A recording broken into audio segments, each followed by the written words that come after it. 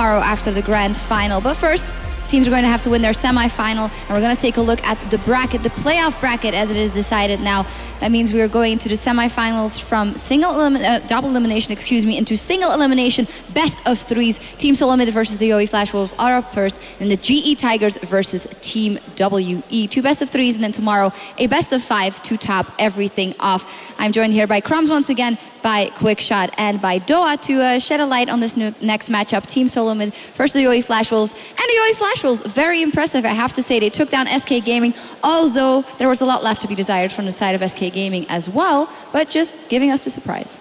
Well, now that we're in a best of 3 format, we really get to test these teams, their strategic depth, and we haven't seen that in the previous 2 games that they displayed. Very similar team compositions. Now, in the first time they faced off against SK, obviously with the Xerath Rengar, we know they play Rengar, but for the top lane for the Flash Wolves, there is not much diversity. We have seen the Aurelia ban, but kind of unwarranted. The one thing I would say is fair, at least in terms of play style. The Flash Wolves did show a progression in their decision making, especially in the early game. Yesterday, Flash Wolves lost both of their early games quite heavily, and it was because of Cloud9 meandering about that the Flash Wolves were able to bounce back and pick up a win. This morning, they didn't fall behind SK. They were very aggressive in the laning phase, very aggressive around the map.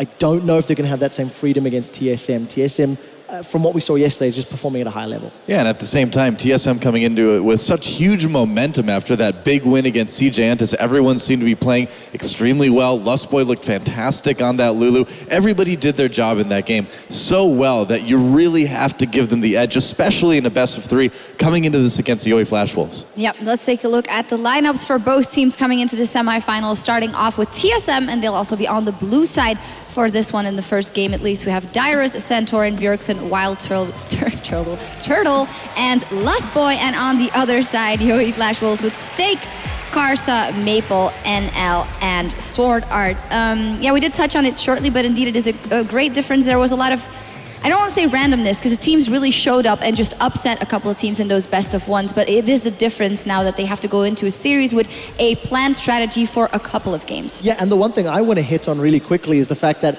once SK lost the game, Locodoco actually tweeted, well, there goes 12 hours of preparation.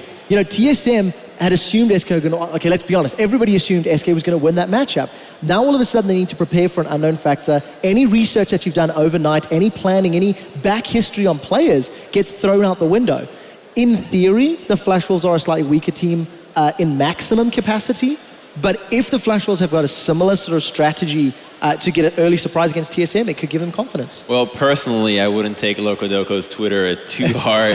No, man, he's 100% serious all the time on Twitter. Don't you know Locodoco? The point stands. Yesterday, TSM looked more prepared than they ever have. Tell me I'm wrong. Yes, but when they played the World League, it's a lineup that you have no research to do on the previous 2 teams. I would assume that, yes, you are right, that they probably prepared a lot more for SK, but they can't take the possibility out of the window that that's true. That's a mistake. Yes. True enough. I mean, and again, just going back to the format, best of 1, it can get a bit crazy. It did get a bit crazy over the last day or so. Yeah, a little bit crazy with this best of 1s, but now again, we're into the best of 3. Even if the YoE Flash Wolves have come prepared for TSM, you know, even if they were already kind of planning for this, at most, you know, I think we're going to see them take 1 game in a best of, I'd say TSM all the way. Yeah, it got a little crazy, but I think you can all agree that the teams that have gone out have no one to blame but themselves as well in those. In terms of specific matchups, something I want to look at in this one, Lustboy versus Sword Art. We thought Madlife versus Lustboy was going to be this fantastically great matchup, and it got kind of close. They got in a couple of fights in the beginning of the game yesterday, but Sword Art has shown to be such a good support whenever YoE Flash Wolves do get in those team fights. Now, the champions that he plays the most are the Janna and the Morgana, 2 which are really oriented about just disengaging. And same goes for Lustboy. His most played champions in the NALCS have been the Janna, the Nami, and he just as of recently started picking up the Annie in the competitive play. And we've known that he can play Lulu for a while, and it really fits in the style of picking the Namis and the Jannas. And I was impressed by his Annie yesterday, and it wouldn't surprise me to see that again. Would they go for a more mid-game oriented composition versus the Flash Wolves. You know, it's interesting when you compare these supports too, they do fill very similar roles in the team in that they're there to protect AD carries that kind of have a history of maybe being in the wrong place at the wrong time. So I mean, in Rapid Star's blog about UA Flash Wolves, he said that NL owed Sword Art 1 million lives. And to the same token, I feel like Wild Turtle owes Lustboy a lot of lives as well too. So while Lustboy may be a little bit more of a playmaking support as well, I think they're both going to have their hands full just kind of keeping the ADCs doing damage. Yeah, one of the many matchups to keep an eye on. And for now, we're going to meet our teams for our first semifinal here with Chobra on stage. Thank you very much. I have been waiting for this moment. It's time to kick it off. No more best of ones. It's time for the real match to begin, the semifinals of the Intel Extreme Masters World Championship here in Katowice. Our first semifinal, we have some interesting teams coming out. First up, it is going to be the team from North America, dominating that region, coming in, going 2-0 in the groups. Looks like they came super prepared. Are you guys ready to meet the first team? It's going to be TSM!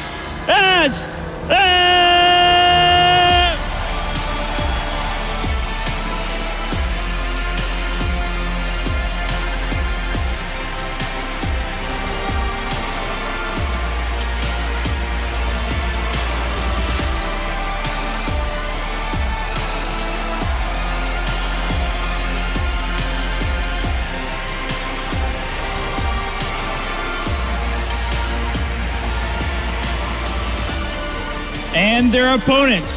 Maybe you haven't heard of them as much as TSM, but that's exactly why they're here on the stage. Upsetting Group A, going to that deciders match, and coming here for the semifinals. It's going to be none other than the YOE Flash Wolves!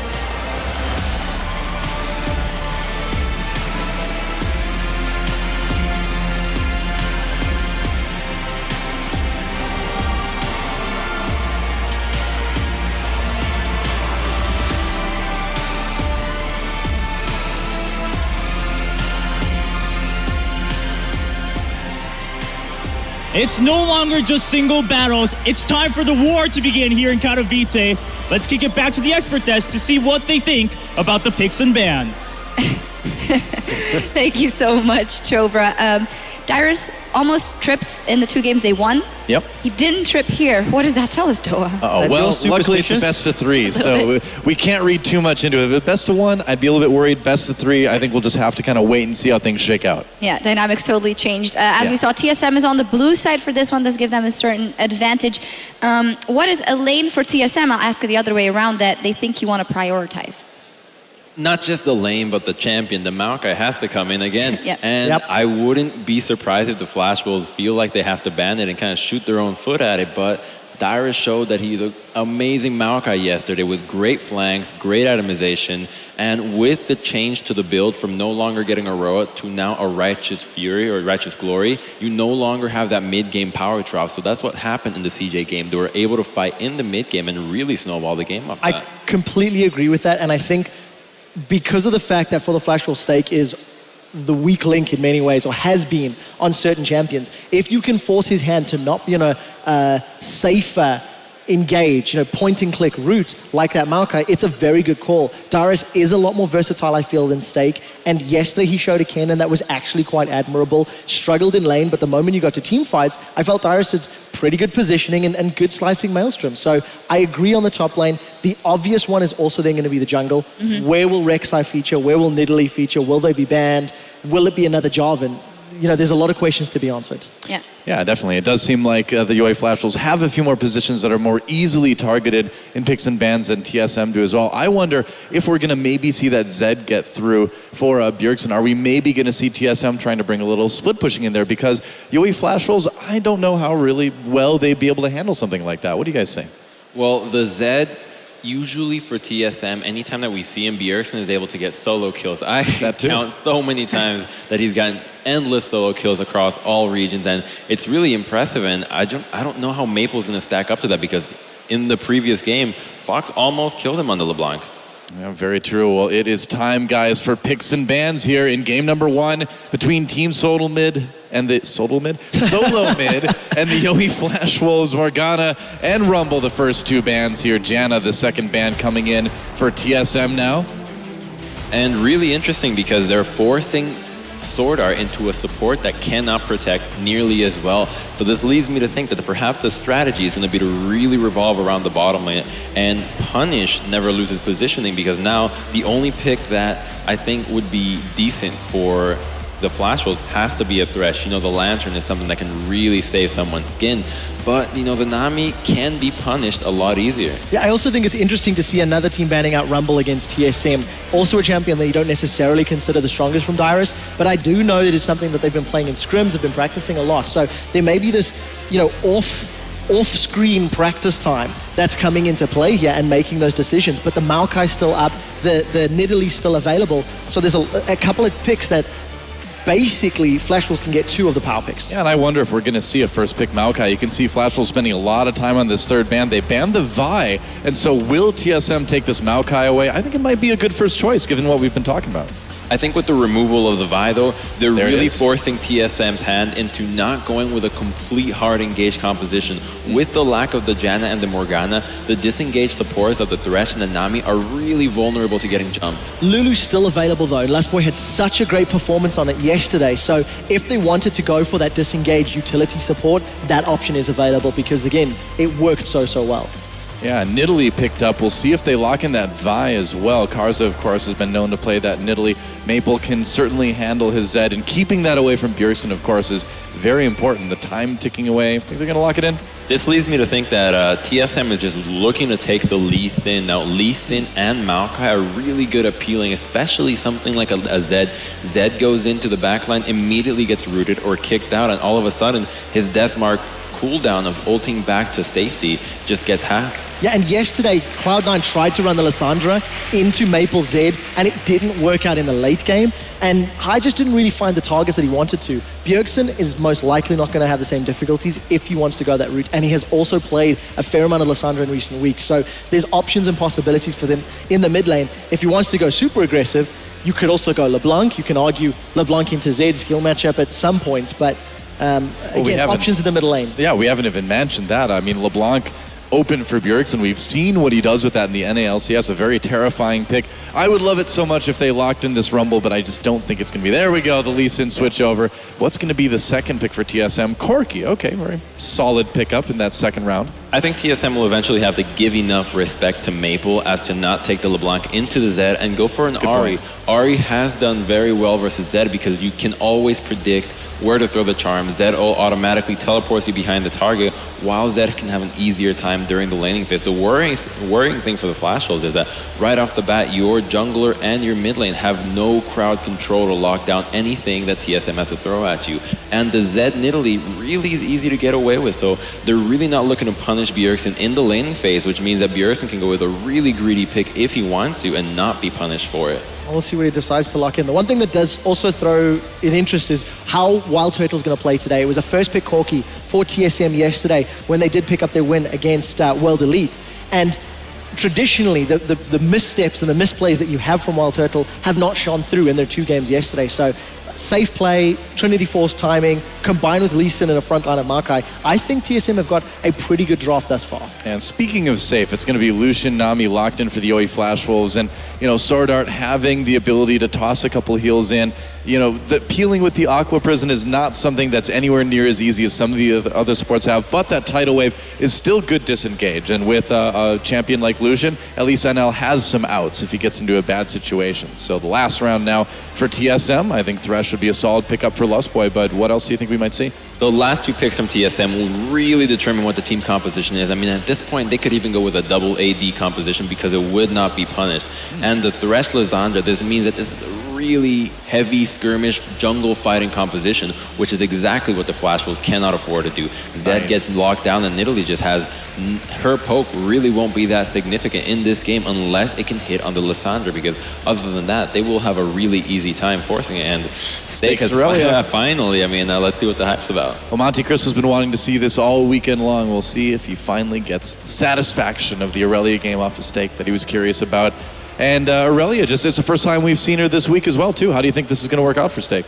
I just think there's so much importance on this early game for Flash Wolves. They don't have a lot of CC outside of that bubble, and yes, there's a single target stun from Aurelia, but Flash Wolves are going to be looking for skirmishes. I think if Maple can start roaming, work quite well with Casa, maybe they can try to shut people down, but Maokai needs to be held back. Yeah, the teams have chosen their champions. It is time for the very first semi-final here at the Intel Extreme Masters right after this.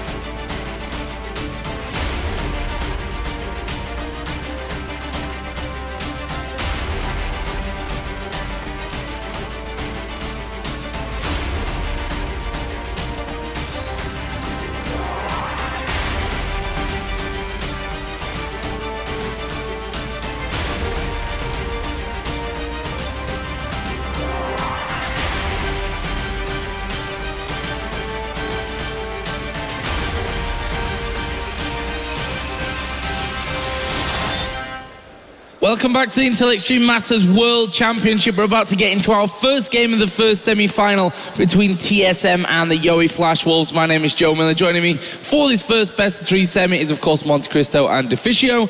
Guys, what do we make of these two setups here? Different setup from the Flash Wolves compared to what we've seen before. Very late game focused normally. This is mid-game skirmish all around. Fantastic strong lanes.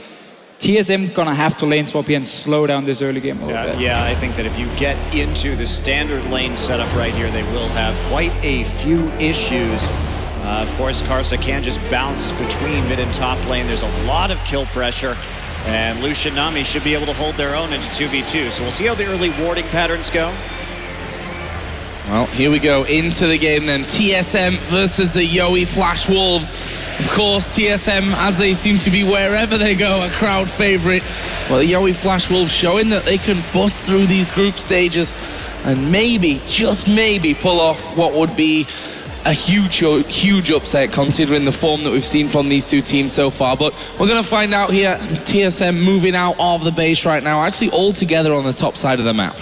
And I'm really excited to see what Stake can do on Aurelia. We talked about it coming into the tournament. It's been one of his main picks back in the LMS. He's been obviously stuck on the tanks so far. Maokai, he had a great performance on. First pick by Team SoloMid this time around. Stake needs to be a big carry for the team here, and Karsa needs to be able to snowball him as well, get him to that Trinity force and become a split pushing force, or simply assassinate Wild Turtle in the back line. Yeah, that said, I mean, if TSM can survive this early game, they should have a pretty massive advantage coming in late. So, although to give Maple a lot of credit, in their game versus Cloud9, he did play Zed extremely well around the periphery in these team fights, which is a very difficult thing to do. So perhaps he can have that same kind of performance. Deep wards in from the Flash Wolves, coming in to see if they can detect a lane swap, and Turtle and Lustboy splitting up. So Turtle, or what Lustboy's going to do now is he's going to bait this one. He's going to show himself on the ward in the bottom lane because he knows it's been placed by the Yowie Flash Wolves. So now, okay, they think Lustboy and Turtle are going to be on the bottom side. He's going to recall, add his own tower, go top lane here. So this is just mind games, and this is basically going to force the lane swap now from Team SoloMid, because the Yowie Flash Wolves are obviously expecting them to start Crooks now, or potentially just stay in the bottom lane. Smart from Lustboy there.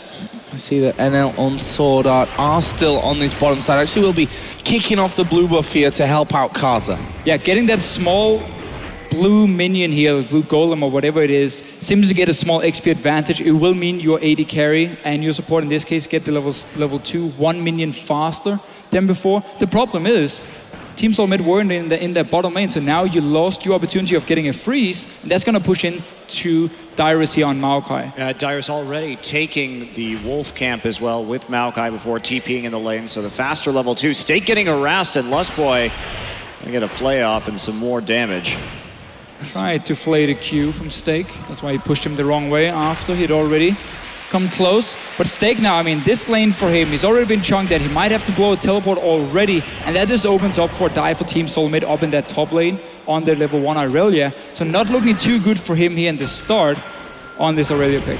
Look at this though, Kaza actually inside of the TSM jungle right now, looking to steal away a red buff, and well, it's going to be pretty much mirrored on the top side of the map. Lustboy's already pulled that one out here to help out his teammate Santorin, and they will be finishing that one off without any real problems. The question is, where do they go after that? There's a ward on the top side to stop Zed really being pushed there, but Stake is still level 1. He's got a ward in that brush as well, so he should see this one coming. But Santorin should go straight top lane here. You don't even need to kill that Irelia, you just need to force her away from the tower because there's so many minions pushing in. If you get a flash, that's just a bonus. Oh, there is the flash. Actually, Santorin going underneath the tower there. The phosphorus bomb did land, but wasn't quite enough damage to finish off a kill. But no flash now for Stake. Still level 1. He's going to have to go back to base, heal himself up. And honestly, when there are 3 people still there, he can't even TP right back into that lane. But he is going to TP down to the bottom side. Dyrus going to flash away from this one. It's the AD carry that's tanking up the turret. Castle will actually take a couple of hits as well. But the Yowie Flash Wolves, I mean, in response to that push in top, I think that is a pretty damn good reply. Yeah, I think it's a really good option in order just to minimize the damage to that lane state, getting the assist, so at least you can come back a little bit in this game. And the nice thing about this too is they can transition immediately into a dragon afterward if they so choose. We can see the Lustboy moving from this top lane here because they see 4 guys on the bottom lane. They know dragon is an option. Santorin, however, is still sitting around the golems up there, so they won't be able to stop it from Team SoloMid. Very nice response from Yowie Flash Wolf. Only problem is Stake is still not getting any farm on this Irelia. He's been denied so much. Yeah, and he has to get going too. Simply.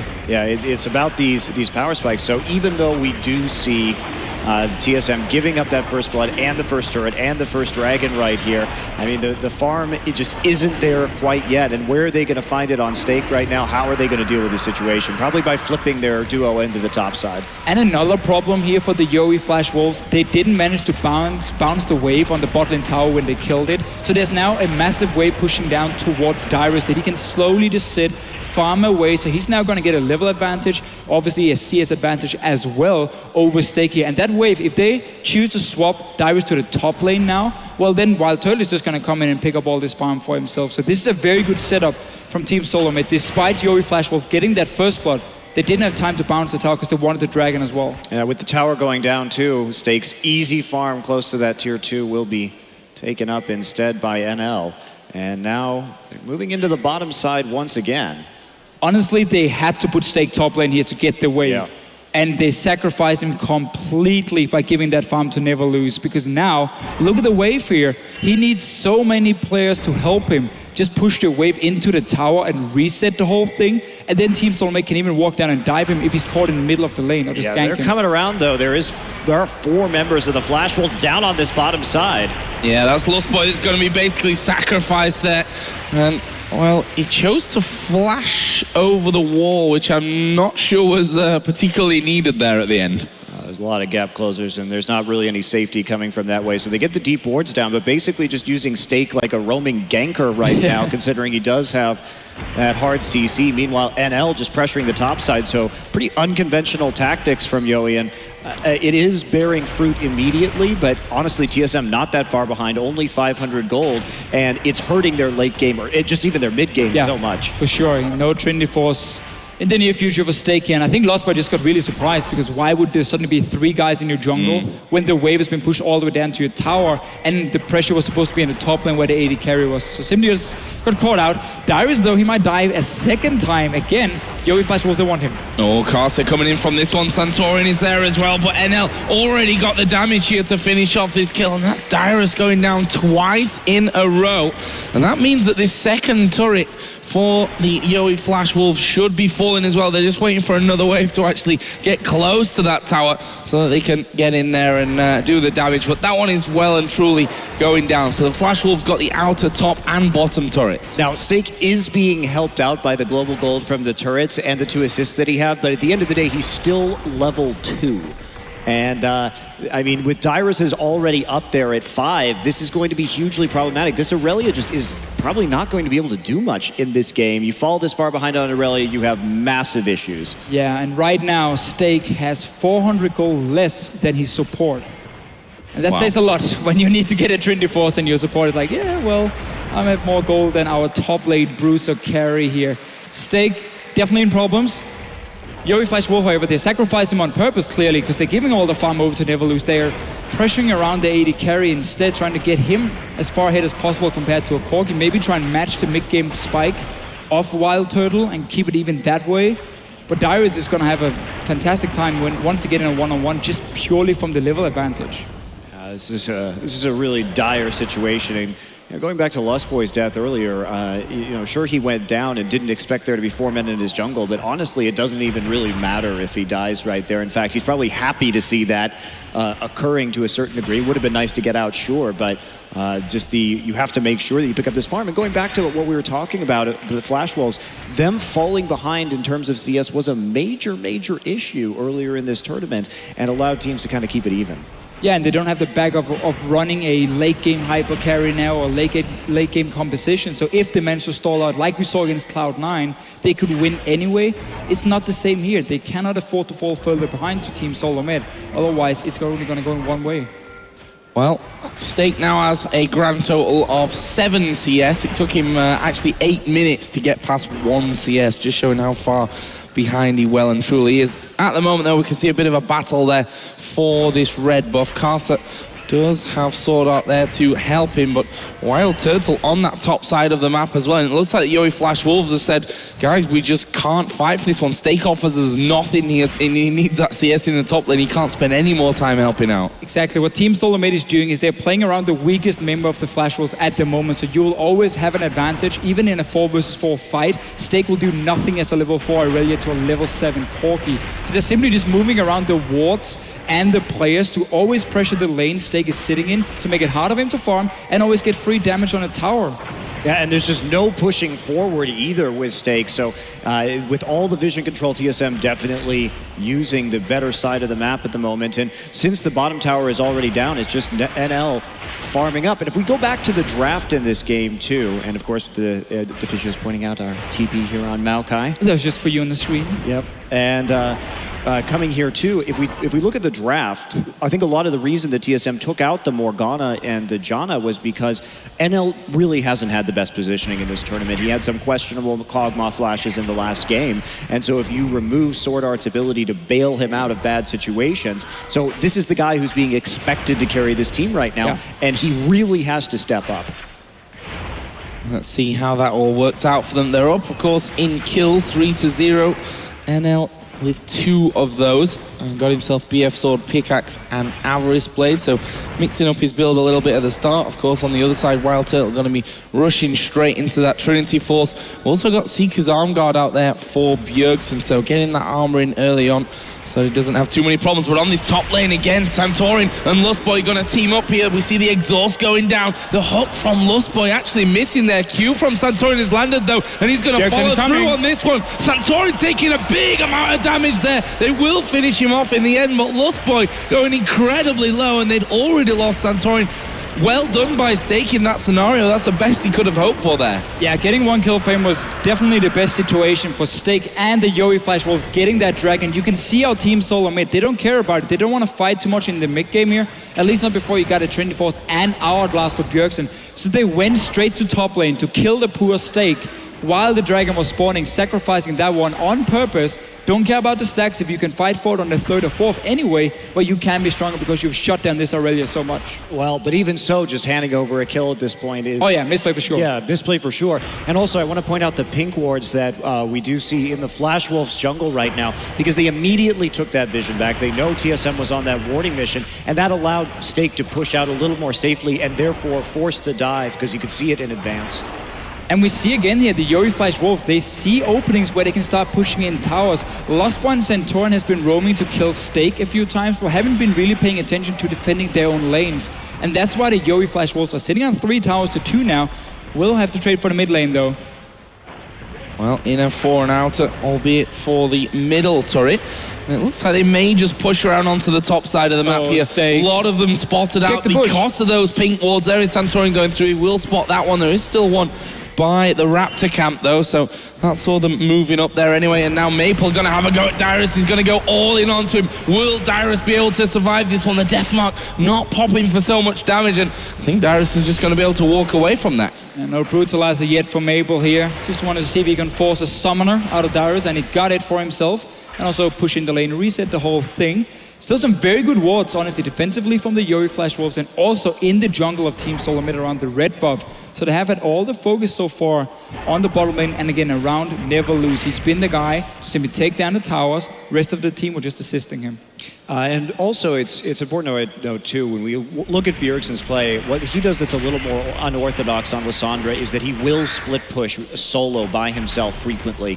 TSM really likes to use Bjergsen's dueling ability to get that one-on-one and have him snowball off of those solo kills. And it's not something that we see on a lot of other Lissandra players, but it is an interesting kind of quirk to his play. Yeah, I agree 100%. And it's simply because he's so good, and it's the style he's been playing ever since he got into the LCS, into competitive League of Legends. I mean, when I played on team with him, it was all about split pushing every single game. So he's so good at this style. He knows when to back away, and his team, of course, can communicate properly. When are we pressuring certain lanes? When do we have to go deep board? And that's why it works so well for Team SoloMid. Just want to point out that Stake is now a medium at this stage. Got up to 54 CS compared to the 49 of Dyrus. And, you know, he's sat 1-1-2, which is a better scoreline than what Dyrus has managed to this point, and now has more farm than him. So credit where it's due there. Stake getting back into this. Yeah, not to mention catching up in levels as well. So this has been, I think Yowie they've read what TSM has been doing. Like we said, the clearing out those wards in the topside jungle really helped out Stake right there. And TSM couldn't maintain that control early on. So Stake, kind of surprisingly, right back in this game. And they also have those 2 dragons.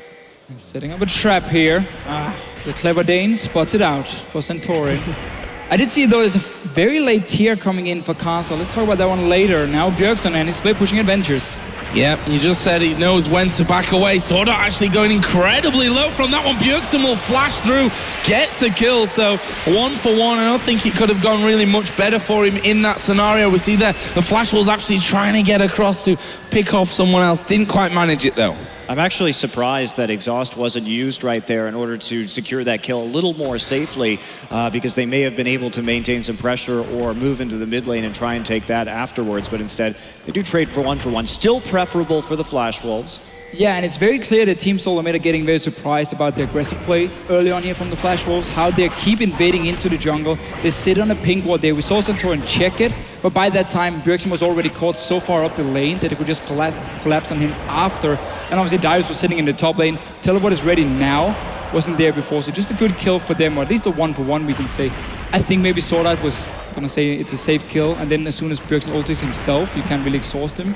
But as you pointed out, a little bit of a misplay for him. Yeah, we're really narrowing down on the crucial part of the game, I feel, for Yowie as well, as Stake is getting in closer to what we see here with the Trinity Force and the Blade of the Ruined King with the Brutalizer. So the next few minutes are going to be very crucial to see how far ahead Flash Wolves can get, and if they can continue to punish and put down some objectives. And I really dislike the way Team SoloMid has played the last few minutes regarding that top lane, because they keep pushing the waves down to Stake and then just leave him to it, because they simply lose something elsewhere on the map. So when Dyrus was pushing up the top lane before, there was 2 or 3 waves for Stake under his own tower. You can see he's catching up in CS again. He's gonna get a Trinity Force, not in a optimal time, but it's not even that delayed compared to what we expected looking at the start for him. Yeah, we're in 16.5 minutes in there. Not as bad as it looked to be right from the very get-go. And again, they've moved 3 men to this mid lane. Wild Turtle is there to try and push them back. He has that Trinity Force done. Infinity Edge for NL over on the other side also finished there, and he's just going to be recalling with 1,500 gold. So just going to be moving up towards that Shiv by the looks of it. And Well, the Yowie Flash Wolves, they've already got, of course, let's not forget, the 2 dragons at the start of this game. Next one's coming up in 20 seconds as well. And now Team SoloMid, they're looking to fight. You can see it on the first item for Dyrus with the Righteous Glory. Hourglass is completed for Bjerg, so you've got Trinity Force on Corki, and Stake, sadly for him, didn't have enough gold, so upgraded the boots instead. Just resold it after, so I guess he's going to try and rush that Trinity Force, but Team SoloMid, they have to fight for this dragon here. They got the right items now. We'll see if if Yowie wants to go for it or not. We've seen Stake try and TP in probably when he should be farming or pushing towers instead. In this case, I think you can give it up. Go ahead and try and get Stake to complete that Trinity Force, then hit your timing, and don't take it as a big risk. You've already got 2. You don't really need to invest right here. And one thing about that Righteous Glory, though, is it does give that sense that they're trying to play the same game they did against CJ, which is very rapid picks. One thing about TSM is that because they built this Righteous Glory, they actually are going to be a very low damage team composition in the late game, which is something to worry about, because if Yowie does get tanky enough, or they, at the very least, just survive the cooldown rotation from Lissandra, they can actually continue to scrap out a team fight. Yeah, and we know that's the style Yowie Flash Wolves wants to play and have played already at this tournament here. When Lissandra goes in, you see the entire team simply kite back. Maple doesn't just jump in on the first opportunity. No, they kite back first, they blow that ulti from Lissandra, and then you see the re-engage. Obviously also the likes of Hexdrinker and so on for Maple can be very, very useful. And for Stake even, if he wants to go for a second damage item. The other thing about Glory, too, is that it will make it harder to counteract split push from Aurelia. So, going for a more defensive item first can increase your odds of being able to hold on. Yeah, I would assume this means for Dyrus that he's going to get Home Guard as well, and simply use his insane amount of mobility to just sit and clear a wave one-on-one against Aurelia in case there's a split push on his own tower where he got the shield. And then he goes back to base and TP's in behind if the Yowie Flash Wolf ever try to make any plays as a unit. Well, we saw the Flash Forced actually there. See how that affects Never Lose. He maybe finds himself out of position, which has not been an uncommon thing, sadly, for Yowie Flash Wolves, but we'll see about that one. They've now pushed again out in this mid lane. TSM will be a little slow to react to this, but luckily for them, those waves working in their favor and shouldn't have too many issues. Are they going to go diving in for this one? Bjergsen probably the man to watch in this scenario with that Zhonya's with his ultimate ready.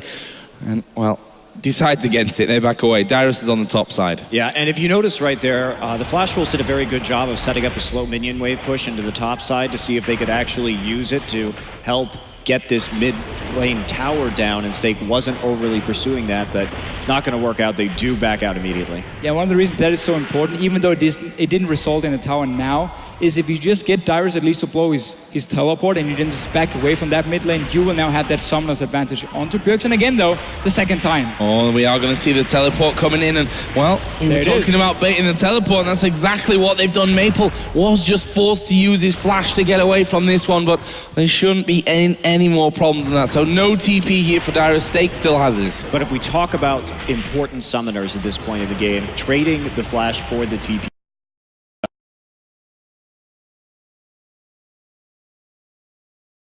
that is actually a favorable trade, but they have to make an edge out of it in the next coming couple of minutes. Yeah, Trinity Force is completed for Stake, so he will be strong in the one-on-one, but still very, very squishy if he gets dove by the likes of a Mark and, let's say, Bjergsen or Centaurion coming up. But that's where the Yowie Flash Wolf have to keep pressure on more than one lane at once if you want to do 1-3-1, because if only one lane is pushing for you, it's too easy for the other team to just go up and kill that one guy and then go back to the mid or bottom lane and defend whatever tower is being pushed way too slow. So if the Yowie Flash Wolves can set up 2, potentially 3 lanes with the Z in the other side lane, that's how they can really apply pressure and push Team SoloMid down in a corner where suddenly this mid lane tower will be open because Team SoloMid have to worry about the 2 side lanes being in a bad situation or bad disadvantage. Well, we just saw the recall there from Maple and actually upgrading his boots there, so looks like he may want that extra bit of pace to move down those lanes. TSM actually looking to collapse in onto Stake in his top side. There is that ward there, and Stake already starting his retreat. I'm not sure they're going to be able to cut him off. Bjergsen coming around. Depends here how Santorin can land this Q and where Bjergsen is going to go. There is the Q landing onto Stake. The hook will land as well, and this should be a kill for TSM, but Santorin taking a beating in the process. It's a kill nonetheless. And we just talked about this here. You cannot go and start split pushing if your other lanes are not in a position to punish the team for sending 3 or 4 guys to kill your split pusher. The bottom lane is not in a good spot. Mid lane, maybe they can take a tower for it. Ignore that one because Wild Turtle and Darius are already here. So the 2 lanes, the bottom lane and the mid lane, were in a good position for Team SoloMid, and that's why they can go up and kill Stake, who just overextended on his own, and we seriously just mentioned it. Yeah, and also the distortion enchantment coming in to Bjergsen as well, so looking to get that flash up as much as possible. TSM seems to really have found this style of ultra engage at this tournament, and Dyrus a little bit caught out. Yep, a lot of bit caught out as well, and ended up going down there. And it's another first kill even for Maple. Yeah, this tower now should go down. Casters push that wave in. We see NL moving around the side as well. Lostboy actually trying to defend that one, but no way they could keep it alive. Had already taken a lot of damage earlier on, but TSM looking to maybe push out and chase this one down. Could argue dangerous without having Dyrus there as well, but either way they've cleared out that mid lane for now. But the Yoi Flash Wolves looking to turn this one around. There's the ulti from Bjergsen coming in. Deathmark does go down, but they finish off Maple. Can they get any more here though? Lustboy will be finished on the top side, and this one's surely not over at this point. Bjergsen moving off to the side, and the Yoi Flash Wolves decide they've had enough of that one. Couldn't quite chase any more down. And a 2 for 1, I guess, overall, with Dyrus going down just before it. I think if Stake had teleported just a half-second sooner, that would have been an amazing team fight for the Yoi Flash Wolves. By killing Dyrus, they had already set themselves up for the 5v4, but Stake's presence, they didn't engage in time with that. They had to wait for him to arrive for the team fight, and they had the wards in the river as well to try and box them in. They could have herded Team SoloMid up the river and delivered Stake into the back lines. And that's what we have to remember here. Stake is the main engage for the Yoi Flash Wolves here. You're not going to send in your Nidalee first. Zed, if he jumps in, it's too easy to have your defensive summoners ready or defensive abilities. Simply just kite him back and survive that all in. So Stake needs to be there if they ever want to start a fight. But that's why normally the Yoi Flash Wolves, and also with this comp, it's more about kiting first. If you're in a standard 5 versus 5, get Bjergsen to waste his claw, waste his ulti, and then you can re-engage after. Yeah, that's right. I mean, if you're Flash Wolves, you really want the hourglass blown by Stake being on top of Lissandra. Therefore, it frees up Deathmark for Corki. That's how you have to play these team fights. And here's a Righteous Glory engage. Not going to find anything. Just sending a message. That's all. I'm not sure what message he was really sending, but... The message was, we won't have Righteous Glory for this dragon. Basically, yeah. No Flash either. Message received, I think, from the Flash Wolves there, but if TSM can get this one, it would put the dragon score at 2 apiece. Flash Wolves getting the first 2. There's a big spear onto Lustboy. That might be enough to send TSM packing or not. Bjergsen gonna claw in. They've gone for Sword Art. They get Nidalee down to half health as well. There's the kick onto Casa. Dyrus will follow up. It's Stake in the back line, but he's already been taken out of this one. And this is not looking good for the Yoi Flash Wolves, or is it? NL's actually gone charging in there. Managed to get himself 2. Will he get 3? He should do here. Bjergsen will come out of the Zhonya's. That's a triple kill for NL. Dyrus is trying to escape down the bottom side, but I think the Flash Wolves here care more for the dragon. It's going to give them their 3rd of the game, plus a 3 for 2 encounter. And that looked so bad in the start here for the Yoi Flash Wolf, but everything from Team SoloMid were blown onto Casa, the Nidalee here in the fight itself. Neverlose standing there with the QSS, didn't have to use it in the fight at all. Not sure if he got it after though. So he just got the dragon, so no, he had it in the fight, he just didn't use it. And simply everything blown. Notice this on the Nidalee, ulti from Bjergsen. Santorin is gonna blow his ulti as well. Even the snare from Dyrus onto Casa. I mean, the guy's been annoying, but he's not that annoying. You gotta blow everything on him. Stake in the backline, and now Neverlose. Notice him just dancing around here. There's no CC left to lock him up, and he's just gonna clean house. And Turtle walking forward right there when the rest of his team was so low, pretty much ensured his demise. Bjergsen can't quite make it out with that Zhonya's. I want to point out too that now Last Whisper done, but before that fight he didn't really, Neverlose ahead, he didn't need that Last Whisper because there's just no armor. Finally a shroud down onto Dyrus, but otherwise he was very free to get that QSS. And again, remember the TSM is dependent on Magic Burst in the late game. And the tank, normally we would see Maokai doing a lot more damage with a Rod of Ages, not going to be there in this moment, so they have to be mindful of that. And we really see all the focus the Yowie Flash Wolves had on never losing the early game. Always play around him, make sure he can push down towers, he can get all the side lane farm as well. It's been paying off for them because now he's so far ahead in items compared to Wild Turtle, not even completed the Infinity Edge yet for him, or potentially the Bloodthirst into Last Whisper. In that case, we wouldn't need a Last Whisper this early on the Corki. And we talked about NL's some issues with positioning in the last game, but in that last fight, he knew the exact right time to go aggressive. His illusion positioning was very good. And as soon as you see them blow, first of all, the Lissandra ulti on that right there. Oh, might even get a kill. Whoa. Wow, Dyrus going incredibly low. Wave comes through, NL will dash forward. Dyrus, though, does manage to survive there at the back. We see Maple going deep as well. Will actually flash in for the kill onto Dyrus. But now TSM pushing out as well. I think it'd be dangerous even now with NL still incredibly high. Meanwhile, Stake has managed to catch out Bjergsen in the top side of the river. Spear won't land, but Stake will get the dash onto him. There is still the Zhonya's available for Bjergsen, but even using that would be probably certain. Deathstream will throw down the ulti onto Stake. He's going to try and keep himself alive and maybe take one with him, but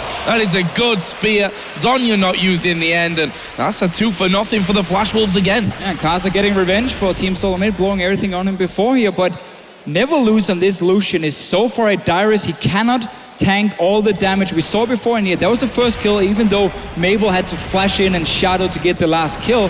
Bjergsen tried to flank. Once again, he came from a split pushing position, but Yowie Flash Wolves instantly turned around. There was the Hex Drinker for Stake, so he could just keep chasing up, and they got that last kill. It's looking really good for them. They've gotten so many kills in this mid game. They got the early dragons. They got enough MR to survive the burst as well from Team SoloMid.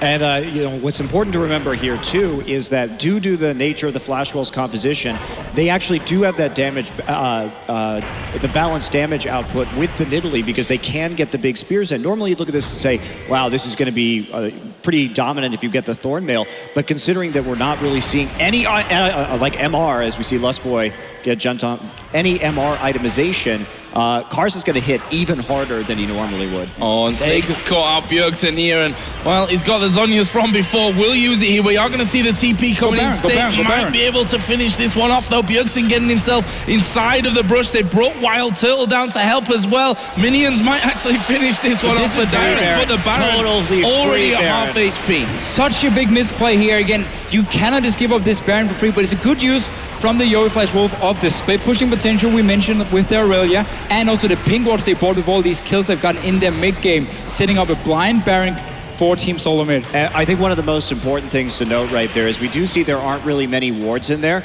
and they saw Wild Turtle shooting Corki rockets over the wall, so he actually exposed the fact that he was on the bottom side of the map, when I'm not sure that Yowie Flash Wolves would have known it otherwise, and that made it even easier to commit to that Baron call. And it leaves the Yowie Flash Wolves 4,700 gold in the lead, 12-7 up in kills, and a 5-3 turret lead. We also see Karsa picking up a QSS, so it's going to make target selection for Bjergsen in particular here a little bit more difficult. Yeah, and it's going to make the kiting from the Yowie Flash Wolves so much easier as well, because Bjergsen doesn't really have anything he can do here. Dyrus as well, if he pops the Righteous Glory, try to lock down the Nidalee, well, you QSS, and you just keep kiting back here. You got the Nami ulti. The Lissandra is not a top laner, so there's no teleport to like home guard, flank, engage from Bjergsen here. It's going to be more about trying to see if you can win the vision war around, let's say, a dragon, and then move the Lissandra around. Otherwise, there's not going to be any flanks from Team SoloMid. No home guard for Dyrus here, so he's just going to have to run in head first. Yeah, I really think actually the home guard is a better pickup right here, because at the point Dyrus is at, even though the Thornmail is obviously very useful in this situation, they need to get a pick here, because NL is already so far ahead in terms of items that he has that edge where even with the Frozen Heart, it's going to be difficult to kill him. So why not try and use that teleport to turn the game around and at least stall things out? And I wonder what Wild Turtle is doing here. So he had the components to Infinity Edge beforehand, decides to get to BT instead, and that's fine against the Zed. I like that more than a Blade because of the Igniter on a Zed. But this is delaying his QSS, which has to come in to stop Mabel from diving onto him and killing him in these potential fights. So he's delaying it with that pickaxe, and you're not going to get a last whisper third item when there's so little armor on the side of Yowie Flash Wolves. And this is also something that came into play during the game that C9 had against the Yowie Flash Wolves, where Maple was able to repeatedly pick off Sneaky's Corki on the outside because of the lack of the QSS in the mid and late game. Elixir as well, so even more gold used here for Wild Turtle. He's going to be an easy target for the Flash Wolves. And guess what? That's 4 dragons as well. So the timer really on, and Flash Wolves has that a pretty substantial gold lead right now. They should be confident going into any further fights. Well, going to push down on towards this bottom lane, of course, with that Baron buff still on. Able to buff up those minions and cause a few more issues for TSM. And NL, when he hits those towers, they really do not last long with that double tap passive as well. We'll see if they can actually get in there. They've got Zed pushing the mid lane. They've also got Irelia on the top side. So actually pushing on all 3 fronts at this stage. Yeah, as they should be. Keep them bottled up. You have the split push advantage still. You're looking just to find some skirmishes that will help you get a couple kills and extend the game long enough to pick up that last dragon. You can also see here what Maple can do from the mid lane if they're setting up in this 1-1-3 setup, is he's going to move to the lane where Stake is, because that's where you expect Dyrus to come and protect, and he's still one of those targets that will die in a 2v1 because there's obviously not going to be any QSS for him, no Hourglass on a Maokai either. So if you get a 1-on-1 between Stake and Dyrus, expect Maple to show up, 2v1, kill him very easily, and then suddenly you just keep pushing down and get that tower. And TSM is in that position that we talked about where they really just don't have any damage anymore, especially with the Bloodthirster build. Instead of the Infinity Edge onto Wild Turtle, you're not going to be hitting very many big hits. They're going to try and get a pick, but Ward is found with a Raptor buff. And all the QSSs across the board right now, the amount of magic resist coming in means that once Bjergsen uses his spells, there's nothing. There's just no more damage, especially without that Rod of Ages. Probably going to get QSS as well for Mabel, and then suddenly he's not an option either. And really what happened early game, and we were so worried for Stake here on this Irelia because he got shot down so hard. But what the Yowie Flash Wolves did was they traded farm on their top lane for farm on the enemy top lane. So Dyrus as well, look at his CS compared to the 2 carries. He's really far behind. He's never become this massive tank. Instead though now, Team SoloMid, they're looking to fight. Oh, but Dyrus going to get caught out inside of his own jungle there, will go down, and the Flash Wolves now have a 5 versus 4. There's the slow onto Santorin. We see the push from around the side coming in as well. The spear not quite doing enough damage, but that means they open up this first inhibitor turret. That will go down, the inhib will fall as well, and oh, he's going to be close though. Bjergsen actually diving in, gets QSS out, will use his Zonya straight away afterwards. Can he escape it? No, he can't. Swordart gets that one. Maple actually inside of the base was finished by Santorin, and they've decided not to push through, but that tower's so low. It was actually a big mistake there from NL to take so much turret damage. Of course, using the Nidalee heal and the Bloodthirster shield can allow you to tank for a little bit of time, but it was so easy for him. I mean, NL he got killed so fast, he didn't even have a chance to do anything at all right there. Didn't even bother to pop his QSS. Or his heal. Yeah, nothing he could do. Bjergsen is a very high damage Lissandra. If we look at his build, he hasn't gone for CDR boots. He has that extra magic penetration, so he can one-shot you, especially if you're at that low health from the turret. So misplay from the Wolves on that siege. They're still in a very comfortable position. Yeah, we just saw how fast Dyrus died before here. He was caught in the jungle against 3 members of the Flash Wolves, and they just killed him instantly. So by simply them trading farm on Stake, or well, denying their own top laner, they also denied Dyrus because they kept pushing the lanes where he was with 3 or 4 guys. They kept diving him in the early game, remember, where they killed him 2 or 3 times as well.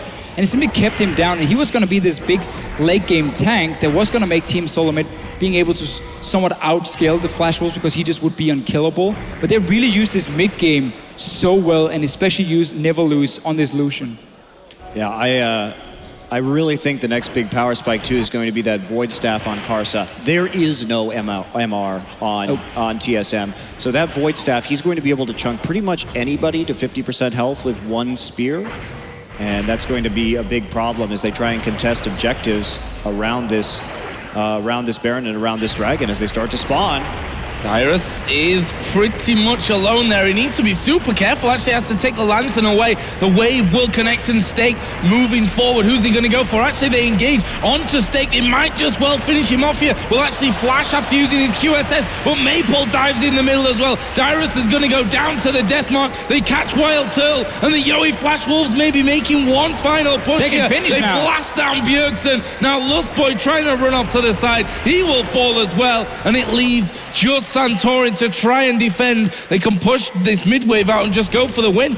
Yeah, you really have to credit the Flash Wolves. When we saw them fall behind with Stake early, they were unpredictable in the way they used that Aurelia. And in spite of NL's poor positioning kind of throughout this tournament so far, he really showed up in this game and proved he can carry this team.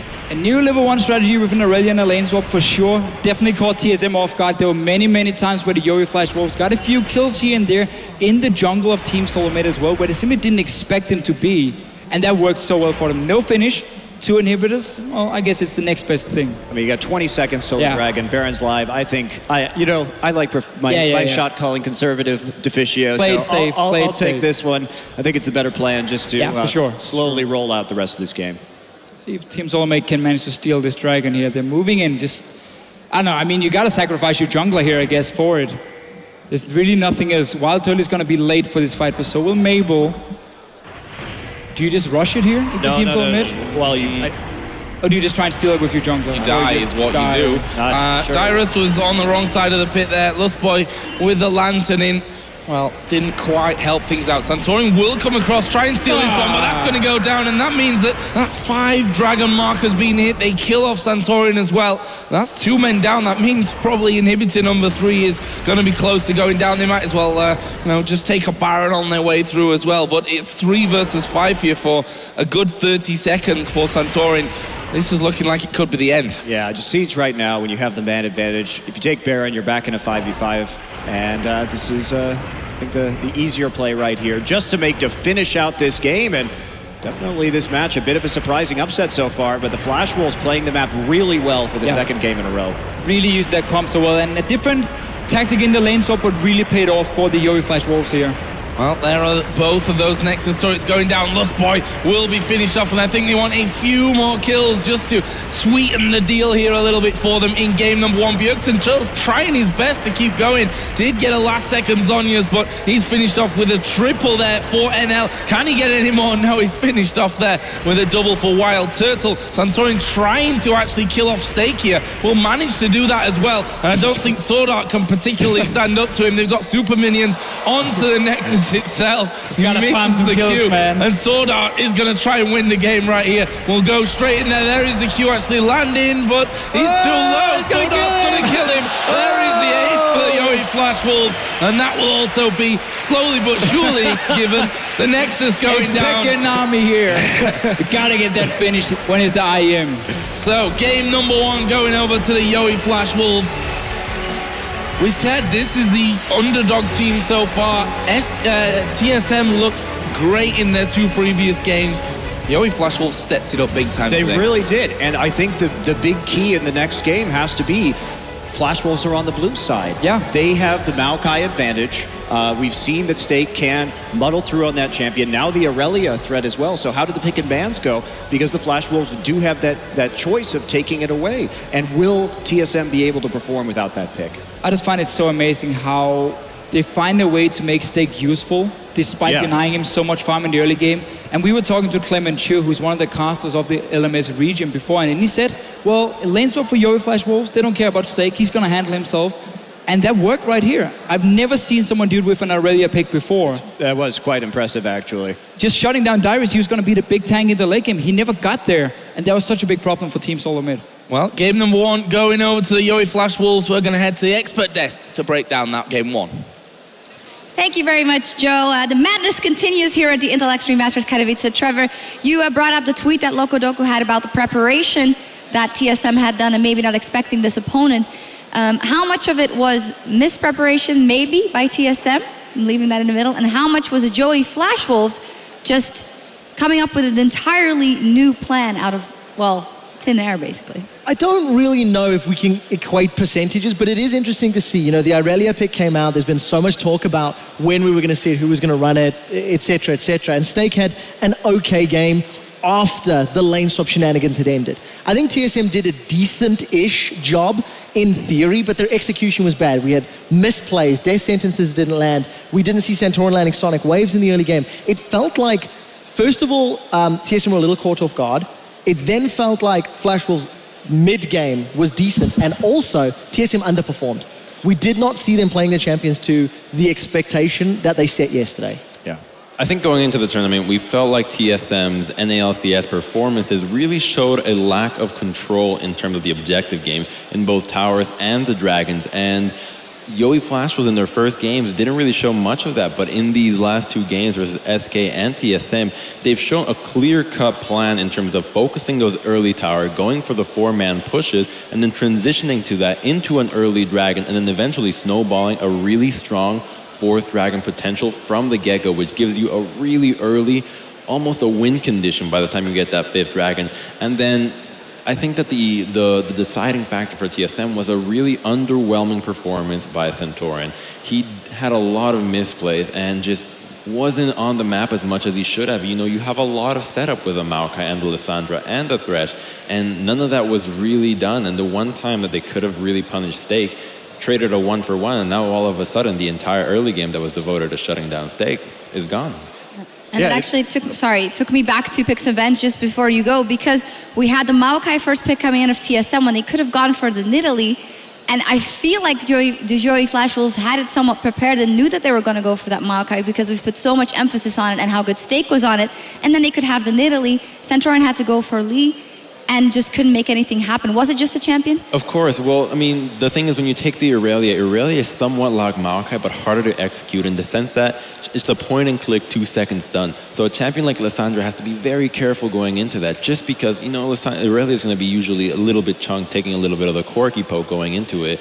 And Bjergsen's job is made that much harder because now, unlike a Maokai snare, the Irelia stun, you're going to die in 2 seconds. No Crucible from Lustboy, and Bjergsen's job of trying to 1v5 is just becomes that much harder.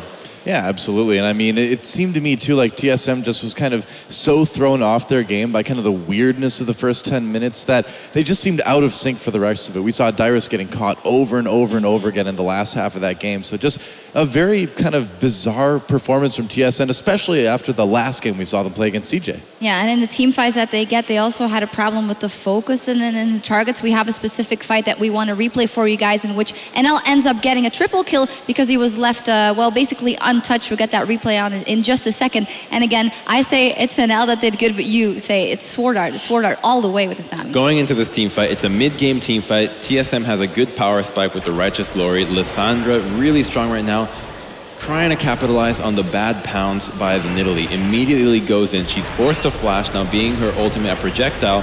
This bubble right here saves the fight because now they cannot instantly kill the Nidalee. Nidalee gets a pounce, forcing Santorin to commit deeply for the kick on the Nidalee.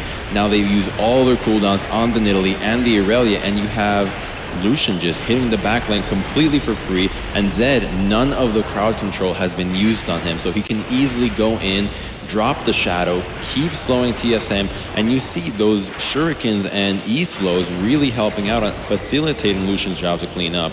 And, you know, it was a great bubble by Sword Art, and it felt like TSM kind of baited themselves, and that's kind of how the team comp that Yowie Flash Wolves has, how it works. They kind of bait the team to go into you. Another bubble right at the end there, just as Bjergsen came out of the hourglass. But I do also think we need to give some praise to Stake. He had a very difficult early game. After that lane swap, Deficio actually highlighted how the lane was not pushing in Stake's favor, so Dyrus got some early free safe farm in the opening 10 minutes. There was multiple repeated ganks onto Stake's lane. And yes, he had a delayed power spike, but once he hit it, he did relatively well. End of the game, 3-6 and 14. And for a guy who's had a very shaky performance yesterday, we question, can he only play Maokai?